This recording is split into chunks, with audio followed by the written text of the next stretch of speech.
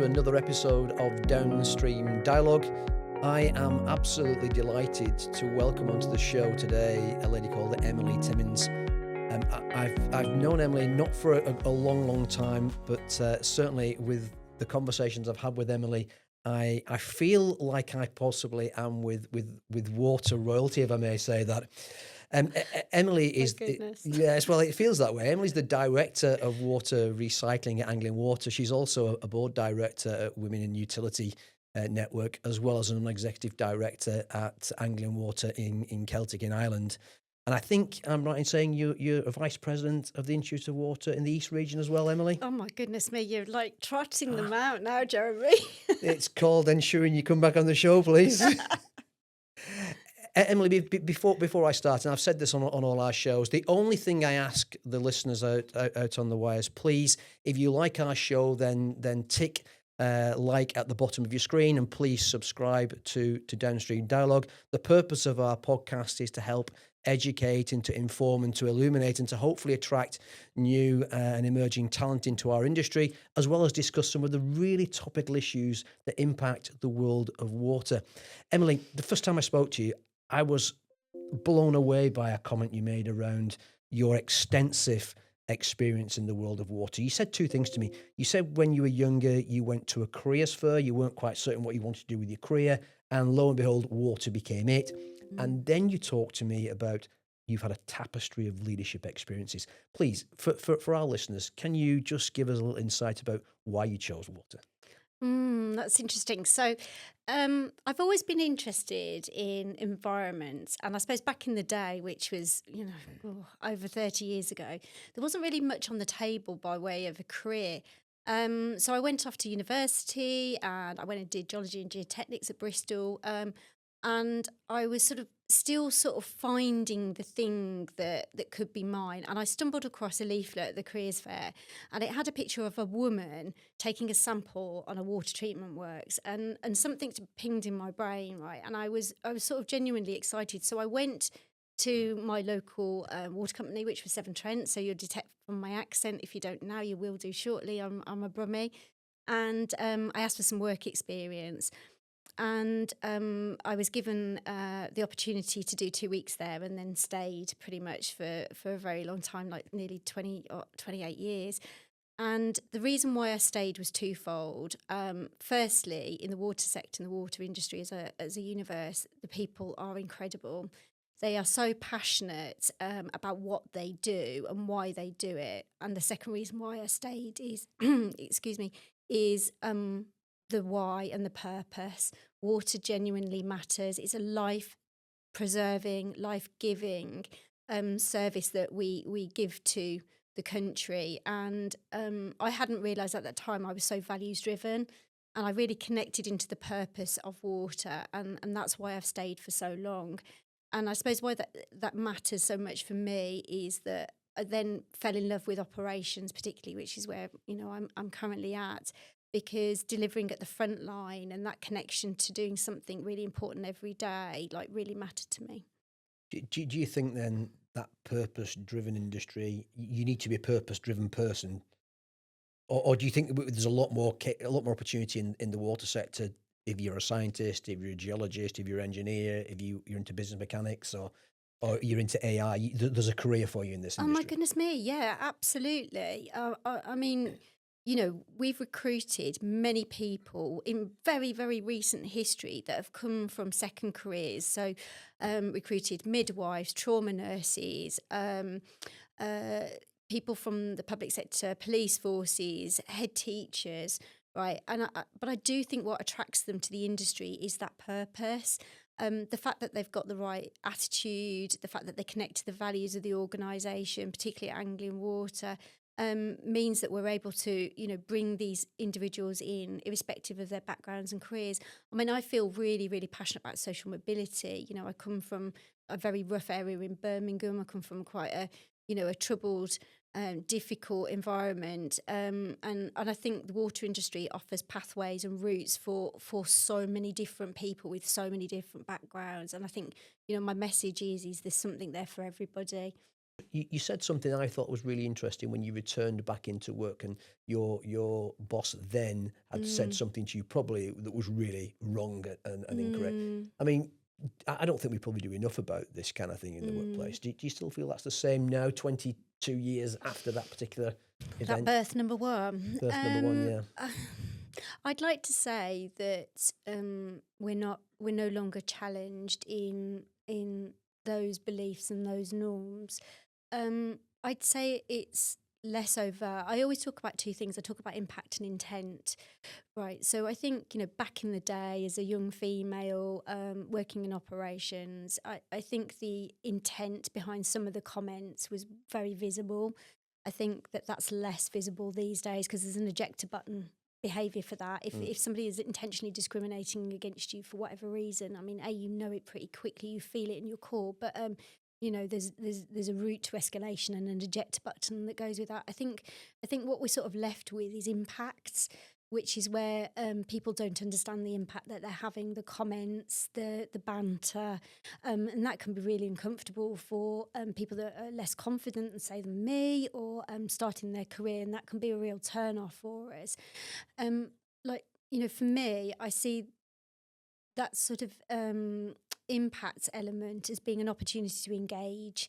Let me tell you how I think that has affected me, or let me tell you how I think it might have impacted somebody, and you might not have realised it, but let me just explain the impact that that has. So, my judgment is always when people say comments, behave in a certain way, I'm understanding it through those two lenses. I'm less challenging than I would have been historically on the impact, because I feel like the route through to improving workplaces for all is to have a good conversation and to educate, and that's what motivates me, and that's why I'm part of WUN. But what I would like to just balance this conversation with is the importance of men in our spaces. I wouldn't be sat here today if it wasn't for some phenomenal male allyship and male sponsorship. And that is part of women's success, right? Is having men that step forward and sponsor you and lift you up and cheerlead, as well as having your female cheerleaders alongside you. Our workforce is, we've just talked about it being 70% men, and the importance of male confidence and male allyship in this space is really, really important. So, yeah, I just balance the conversation by going, this is not a sort of an anti-man environment. I've spent my career working with wonderful men. But yeah, like the question is, how do we make those men visible who are doing really great work in this space as well?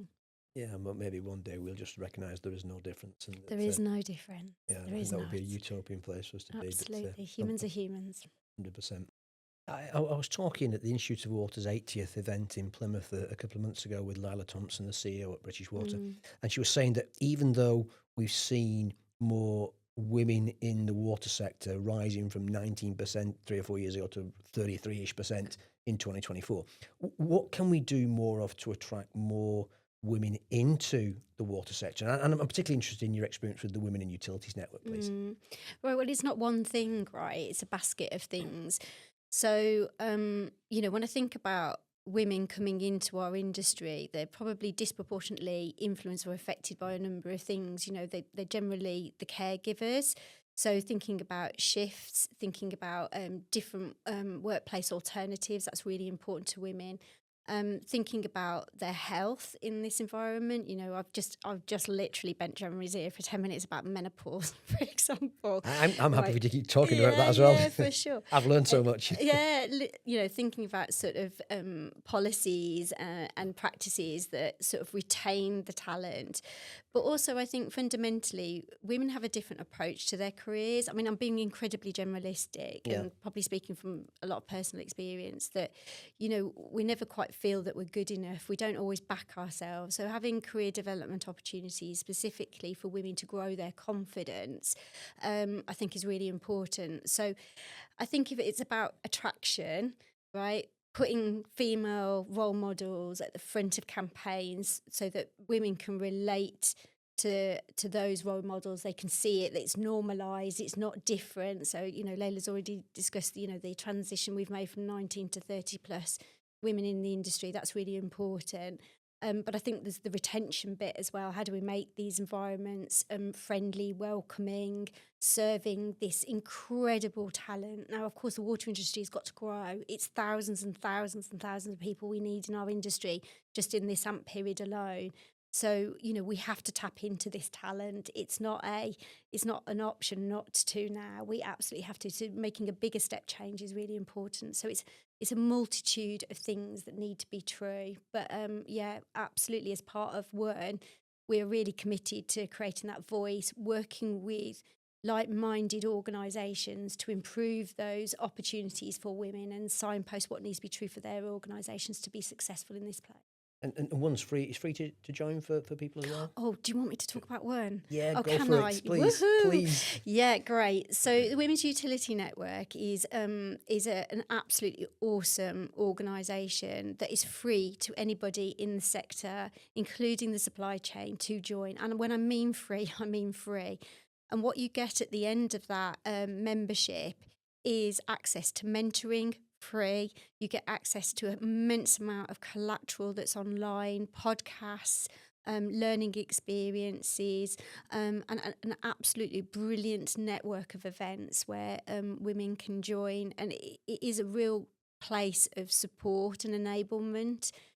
My job on the board is obviously to sort of interface with C-suite and help drive that conversation at a more strategic level. But underneath that is a firepower of 10,000 women that are coming together to connect, to grow their careers and find support in a way that possibly they haven't done before. So a recommendation from yourself then is that for any aspiring ladies out there thinking of coming into the water sector, get yourself involved with WUN. Absolutely. Get yourself a mentor, get yourself that Yeah. information and knowledge and grow in your confidence. Absolutely. If you want to know where there's a place to go, where you can find out more about this sector as a whole, where you can find that allyship and support and advice, this is absolutely a one-stop shop. It's incredible. And it's the reason why I sort of put myself forward to be executive member, because it genuinely aligns back to purpose and values. But I think I can make a real difference there as well. Yeah, I'm going to turn a corner in a few months. I'd like to talk to you about Unblocktober. Ooh. But before that, any thoughts about what we can do as a sector, not just a sector, but Yeah. how do we close the gender pay gap? Wow. That seems to, I can't get my head around why we've got No, these I differences. can't either. Right. Well, of course, that's a reportable outcome these Yeah. days, right? And shining a light on that should not be a thing in today's world. I've never worked with an organisation where they've not dealt with that problem. And I would question the values Yeah. of that organisation if they didn't deal with it. It's just not a thing that should exist. Yeah, no, I thoroughly agree with that. So I just turn a little corner in there. Thank you for that insight, Emily. Unblocktober is I'm very Yeah. interested in it. Yeah, right. So I suppose really Unblocktober is there just to shine a light on all of our personal responsibilities around how we can make a difference when it comes to protecting the environment and protecting customers. And I suppose the scourge of the industry is wet wipes and fog. And in the absence of, major policy from government, what we have to do is serve and educate people to do the right thing. Now, in Anglian waterland, we deploy something called hedgehogs, right? Even that somebody thought it was an actual hedgehog, and let me just be clear. Sorry, I thought they were as well when I read the post. Let me be clear, they're not real. I'm joking, by the way. They're metal spiky objects that we place down the sewers when we've got, I suppose, identified hotspot of blockages from wet wipes and fats, oils and greases. And what we've discovered by doing that, effectively what it does is count the wet wipes, is that 500,000 wet wipes are put down the sewers every day.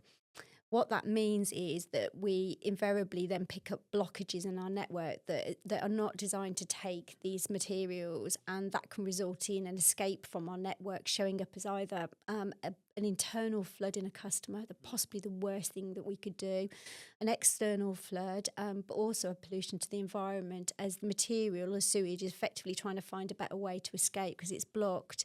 So, Unblocktober is a way of not being preachy about it, because I don't think that's very helpful, but just shining a light on what part we can all play in this.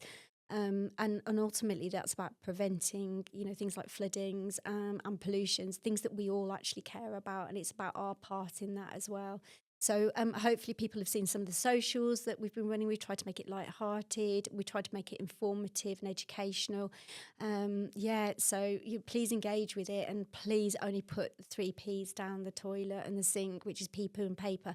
Although if you talk to my 17-year-old son, he'd add puke as well. Pee, poo and paper, we'll just keep that one. We'll ignore the puke for a moment. But it's interesting. I went to Sandon Dock in Liverpool, maybe 2 or 3 years ago, and I saw the piles and piles and piles of wet wipes and products that just we can't really get out of the system. What are your thoughts about more wider knowledge across the industry for folks out there to recognise it is poo, pee, paper? Yeah, right. So, I mean, in my mind, it's quite simple, right, in terms of what you do and don't put down the sinks and the toilet, right? If you've got, your Sunday dinners, don't put the fat down the sink. If you're using face wipes or toilet wipes, have a bin handy to dispose of it. Don't put it down the toilet. Invariably, it might not affect you personally, but it could affect your neighbour or could affect the watercourse. So, we are fighting the good fight from a national point of view and linking in with Flo Anderson's campaign on banning wipes. But in the meantime, right, we've got so many hundreds of thousands of these in the system that it is a problem today. And water companies spend millions of pounds in planned maintenance, in detecting the blockages. But I suppose I just want to shine a light on my team and what they do. I have a team of hundreds and hundreds of people that have to go down these sewers and unblock this material in quite difficult circumstances as well, sometimes in quite a reactive way. So, the impact on their well-being, be it reactive, the impact on them from a health and safety point of view is also large as well. So, my message is clear. It's something that we can control. 40% of women still put their sanitary products down the toilet, for example. So recognising that sometimes there's an embarrassment, sometimes that's difficult, but it is something that we all have in our control that can make a difference. I guess there's 2 things there, isn't there? That you mentioned about your teams going into these difficult places. I assume that's to go and tackle things like fatbergs. And maybe some of our listeners don't know what a fatberg is. Perhaps that's worth just explaining. Oh, yeah, go and Google fatberg, honestly. Well, maybe not before you have dinner. No, or even after you have dinner. Yeah, maybe when you've got an empty stomach. Yeah, so that a fatberg is when you get the joyous combination of fat and wet wipes that come together to create an almost enormous clog in the system. Some of them can be absolutely huge, right, particularly in the large sewers. So there's plenty of pictures on the internet if you want to go and find out what it is. But whenever I'm engaging with children, they're always really fascinated about a fatberg. Yeah, you can tell I'm still a child. I'm definitely very interested in the fatberg world. But what do we do, Emily, to educate them more? You mentioned this before. Well, that seems to me a really important point for the whole recycling of water sort of program. Water is an incredibly precious resource, and I suppose what I'm pleased to see is that in Anglian Water region, particularly, we're a drought-ridden region. I mean, nothing's more evident than obviously the last 12 months where we've been running at sort of 40% of long-term average rainfall. We had a drought in 2018, a drought in 2022, and we've had a drought this year.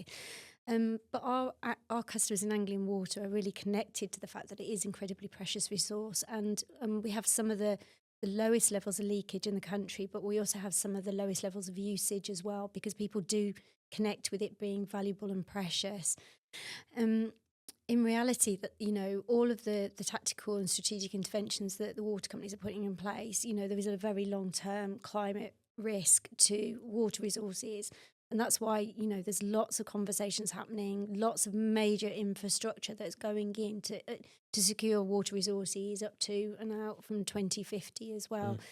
But it is a challenging dialogue when it comes to water. Obviously, when you read the press headlines, they're very, very uncomfortable. And I suppose people are looking at water companies with a bit of disdain and quite frankly, anger. But we should never lose sight of the importance of water, and make sure that we do think about it as a precious resource. It is life-giving, it's life-saving.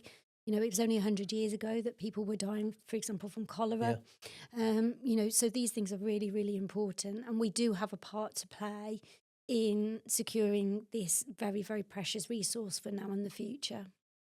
I'm interested to explore and expand on that discussion point. Yes, it's a precious resource. Yes, we're dealing with water scarcity. Yes, we're dealing with climate change. Yes, we're dealing with an ageing asset that you have to deal with as well. is water really affordable? Mm, Can we, given that it is probably such a cheap, life-giving commodity, is it yeah, affordable in terms of our infrastructure, in yeah, supporting that maintenance you've talked about, yeah. in delivering those services?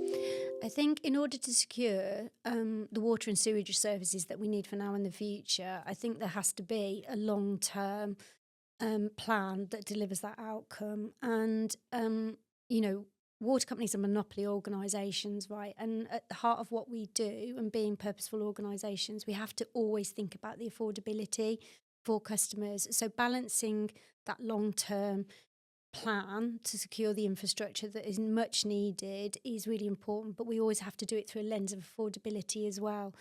And there's lots of things that water companies are doing in the short term. I look at Anglian Water specifically. We have a massive program around vulnerable customers and affordable customers. In fact, it's industry leading, and I'd say almost industry beyond water sector and into the utility sector in terms of how we help and enable customers that struggle to pay their bills. It's part of what water companies have to do. It's a life-giving product. Mm. You can't just turn the tap off and that's be acceptable. So, but balancing that need, that it needs to be as cheap as it possibly can do. It's life giving, life saving, with what we need for the future to secure water services and drainage services is going to be a constant challenge, but one that we have to face into, and we have to face into it for the long term. What do you think then the impacts of the Cunliffe report are going to be, and the recommendations and the Yeah, findings about yeah, regulation changes, drinking water inspectorate changes, yeah, and for everything that's going sure. with that? For sure, right. So, Cunniffe's report has been really clear on the level of complexity that the water industry faces and the coming together of a new regulatory environment to drive longer term outcome is the way forward. And likewise, meet the needs of the regional water companies because there are differences. I mean, we Mm. just talked about Anglian Water being a known drought ridden area. It's incredibly rural. 79% of our region, for example, serves agriculture. We're the breadbasket of the UK. We've got some of the largest growing towns and cities in the country. That looks a very different universe to, may say, another water company. So, one of kind of Lift's sort of recommendations is that the needs are regionally centred. And I think that's quite important as well. But I think, sort of overall, it isn't just the kind of LIFT report. There have been, National Infrastructure Commission reports that have talked about the state of the infrastructure and the needs to improve that over the long term. So, my hope is that there's lots of goodness in that. My hope is that, we take that goodness for the benefit, of the of England and of the UK of the whole, right, to secure this, because water is not just essential for life; it's essential for industry. It's essential for our economy. Government's agenda around growth. We can't do that without having the appropriate services. So, yeah, so my hope is that the goodness is adopted. We've all got our fingers crossed. It was a helpful signpost of things that the water industry has probably recognised over a long period of time, that is evolved and it's become too complicated, and it needs to serve regional needs as well. And do you think these changes are going to come into effect sooner rather than later? I mean, obviously the government's Mm. agreed to the abolition of Ofwat, so Mm.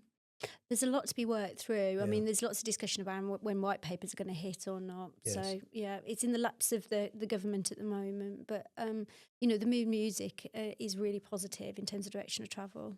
Yeah, I suppose. I mean, the more people I speak to around the water sector, we've talked about pollution, we've talked about spills, we've talked about Mm, outdated Victorian combined sewage overflows, and so mm, the narrative's got to change. Surely, to what you're saying, water's essential for life. It's a great industry to come and get involved with. yeah. What do you think? What do you think the future of water is in England and Wales? Where do you think, where are we going? What's the travel? What's the direction? Well, I mean, I can only talk about my perspective Well, of and course, and yeah, where yeah, I yeah. where I think it's going. Right. So my I suppose my hope for the future is that we can think about things more systemically, from a systems perspective. We can, individual metrics and measures become a thing of the past, and we focus really on the outcome for the area. You don't have to look too far in the universe to see models that look like that are really successful. I mean, I was in the Netherlands last year looking at their sewage network and their drainage network with some great, I suppose, jealousy to some extent in terms of how they've got it right. We talk about spills, pollutions, floodings. They're all escaped from the network. And actually looking at it from a system perspective means that you can invest in a different way to deliver a much better outcome for our customers and for the environment if we think about that systemically. So, yeah, my hope is that, instead of sort of important metrics, but probably overcomplicating, that we sort of focus in on the needs and the outcomes and allow water companies to do what they do really well, which is deliver the infrastructure that will then ultimately support that. So, but we've got some amazing, exciting projects already, in flight now. We've got the 2 resis, big strategic investment, very exciting. They'll be much broader than let's just serve the water into the Anglian water universe. They will be also places of sort of exceptional social collateral as well. So I'm really excited about, not just what we're going to do, but how we're going to deliver it for the wider community benefit as well. Yeah, it's an interesting point. I mean, thinking about just turning that ratchet a little bit, what about just servicing your existing assets and just the routine, normal maintenance, your baseline operating expenditure and your basic capital maintenance? Do you feel that not just Anglian Water, but right across from a systems perspective, we can maintain that infrastructure, we can continue to support, given we've got population explosion, we've got population growth, got different dynamics and different climates? What are your views around that, Emily? I mean, I think you've answered the question Try the best not to. which is, growth, needs to be enabled by the appropriate expenditure to allow us to grow, right, and service the needs. It's incredibly challenging. We've got very old infrastructure, and it's done incredibly well. It's served, the past incredibly well, but the demands and the realities of the future, it's not meeting that. So, spills, has become a really hot topic. Yeah. We talk about it as being storm overflows, which are the sort of pressure relief valves in rainfall. These are things of the past, right, which need to sort of be put in the 101 box, don't they? So, we're challenged, right, with what we've got, but I think when you listen to the outputs from the kind of LIF review, you look at what Ofwat have been stepping towards, the signposts are there that says, yes, we recognise that we need to invest differently, we need to support capital maintenance, and that needs to come in batches to enable the, to manage the bill perspective as well, because again, we're trying to balance that too, and that's very much front and centre for water companies. So if we were to put all that in the 101 box, to paraphrase, and think about how can technology, digitization, I'm thinking things like blockchain, for example, are there things that we can do to improve the services and the solutions for clients and customers in the future? Oh, yeah, no, What are your thoughts around it? I know it's stargazing a little bit. But no, well, I don't think it is. I mean, AI's here right now. Agentic AI is like sort of knocking on the door. There's a plethora of opportunities. I mean, we've got some really, really great tools and work with some really amazing organisations around sort of how do we use the collateral, the data that we've got already from things like soft sensing, right the way through to the monitoring stools to better predict and analyse where our future problems exist. And they've been really, really successful, and they've been rolled out at scale at very fast pace. But there's more to come. I mean, I'm sort of knee deep in AI at the moment, and it's absolutely fascinating and definitely curious to see where it can go. The option now in the immediate future is using data better, sort of allowing it to serve us from a predictive point of view over the next 5 years. So it is really, really exciting. I'm particularly a big geek in this space. So, yeah. I'm interested you talk about agentic AI as well, but not many people really recognise that is actually here and coming now as well. It's here, yeah, it's totally here, and it's about stepping towards it and working out our best to use it. Yeah, that's brilliant. So Emily, just turning at probably the final corner, and your insight's been sensational. I'm so pleased you've joined us on the show. I'd like to finish where I started. I talked a little bit about your tapestry of your career, of your leadership. What three things would you say to our listeners who want to become leaders in whatever field they're actually in, whether it's water or otherwise? What are the three key learnings you have taken away from your career that you would like to pass on to people that are listening to Downstream Dialogue today? So I think the biggest feature of my career is the saying yes bit, and sort of backing myself to give things a go. And my career has taken a sort of like a wild and wonderful zigzag. It's never been a linear, like nobody's more surprised than I'm a director, right? It's always been about, if an opportunity presents itself, like saying yes and backing yourself to give it a go. So, whatever presents, don't be afraid to, even if things have failed for me, they've not gone well, but equally I've learned an awful lot along the way. And I think that's probably my overriding message. I think my second thing is sponsorship, great mentors, great coaches. They've been really important features of my career, people who I've relied on to, get advice, put me in, uncomfortable but also equally rich opportunities as well. And I think thirdly, I think what I would say is balance. I work in a very high pressured, really challenging environment. I mean, these are not words that I would say to myself. I find it rich, exciting, crazy, but wonderful and purposeful. But I think, making sure you look after yourself and having balance in your life, there's nothing more important than my family, for example. Yeah. So, knowing how to look after yourself and having the right balance, which is ultimately your responsibility, it's not the organisation's, but they're probably my three secret sauce ingredients, I would say.